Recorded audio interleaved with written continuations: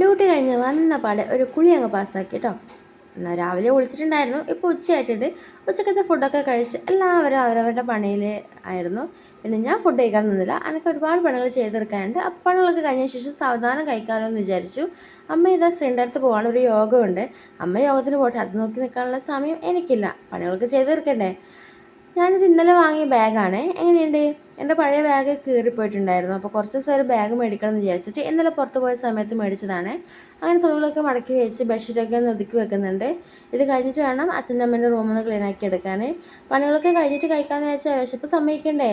വയറെന്ന് ആരൊക്കെയോ എന്തൊക്കെയോ പറയാൻ തുടങ്ങിയിട്ടുണ്ട്. അപ്പോൾ വിശപ്പിനെ അങ്ങ് ശമിപ്പിക്കാമെന്ന് വിചാരിച്ചു. അച്ഛൻ്റെ അമ്മേൻ്റെ റൂമും കൂടെ ക്ലീൻ ആക്കിയ ശേഷം ഫുഡ് കഴിച്ചിട്ടാവാം ബാക്കി എടുക്കാമെന്ന് വിചാരിച്ചു. നല്ല മീൻകറിയാണ് കേട്ടോ, മത്തി മുളകിട്ടതും. അതുപോലെ ഞാൻ ഇന്ന് മത്തിനെ കൊണ്ടൊരു സ്പെഷ്യൽ ഉണ്ടാക്കിയിട്ടുണ്ടായിരുന്നേ. പിന്നെ മോരുകറിയും കായ്പൊരിയും ഒക്കെ ഉണ്ടായിരുന്നു. ഞാൻ പക്ഷേ ആ സ്പെഷ്യൽ മാത്രമേ എടുത്തുള്ളൂ. ടി വി ഒക്കെ കണ്ട് അങ്ങനെ വേഗം ഫുഡ് കഴിച്ചിട്ടുണ്ടായിരുന്നു. ഫുഡ് കഴിച്ചിട്ട് വിശ്രമിക്കാനുള്ള സമയമൊന്നുമില്ല കേട്ടോ, കാരണം വൈകുന്നേരം ഡ്യൂട്ടിക്ക് പോകണം. അതിന് മുന്നേ ചെയ്ത് തീർക്കേണ്ട പണികളുണ്ടല്ലോ. അങ്ങനെ ഫുഡൊക്കെ കഴിച്ച് കഴിഞ്ഞ ശേഷം ഒരു കപ്പ് വെള്ളം അങ്ങനെ എടുത്ത് കുടിച്ചു കേട്ടോ. പിന്നെ വേഗം അടിച്ചു വരാൻ വേണ്ടി നിന്നു. ഫുഡ് കഴിച്ച് എണീച്ചതിൻ്റെ ക്ഷീണമാട്ടോ നിങ്ങൾ കാണുന്നത് എൻ്റെ മുഖത്ത്. അടിച്ചു വരൽ പരിപാടിയൊക്കെ കഴിഞ്ഞ ശേഷം അടുക്കളയിലോട്ട് വന്നിട്ടുണ്ട്. തട്ടിയൊക്കെ ഒന്ന് ക്ലീൻ ചെയ്ത് എടുക്കുന്നുണ്ട്. ഫുഡ് കാര്യങ്ങളൊക്കെ നേരത്തെ കാലത്ത് ആയതുകൊണ്ട് അതിനെപ്പറ്റി ചിന്തിക്കേണ്ട. ഇനിയിപ്പം ബാക്കി ക്ലീനിങ്ങും കാര്യങ്ങളൊക്കെ നോക്കേണ്ട ആവശ്യമുള്ളൂ.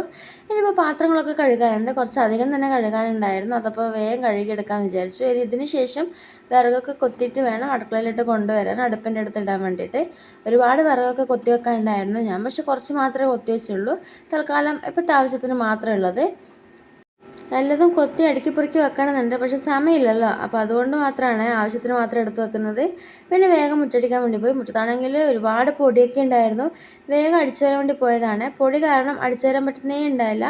അങ്ങനെ കുറച്ചൊന്ന് അടിച്ചു വാരി നോക്കിയപ്പോഴത്തേക്ക് ഒട്ടും ആവുന്നില്ല. പിന്നെ വെള്ളമൊക്കെ ആക്കിയതിന് ശേഷമാണ് അടിച്ചു വാരിയത്. അടിച്ചു വാരലും ബാക്കി പണികളൊക്കെ കഴിഞ്ഞ ശേഷം വേഗം ഓടിപ്പോയി കുളിച്ച് യൂണിഫോമൊക്കെ എടുത്തിട്ടിട്ടുണ്ട്.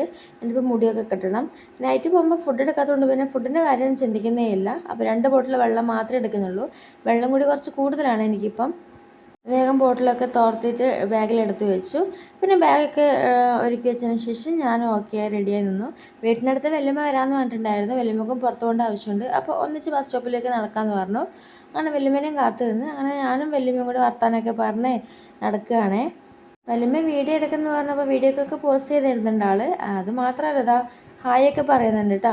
അങ്ങനെ ഞങ്ങൾ വർത്താനമൊക്കെ പറഞ്ഞ് നേരെ ബസ് സ്റ്റോപ്പിൽ എത്തിയിട്ടുണ്ട്. ബസ്സൊക്കെ കയറി ഞാനിതാ ഹോസ്പിറ്റലിൽ എത്തിയിട്ടുണ്ട്. ഇനി ഡ്യൂട്ടിക്ക് കയറട്ടെ.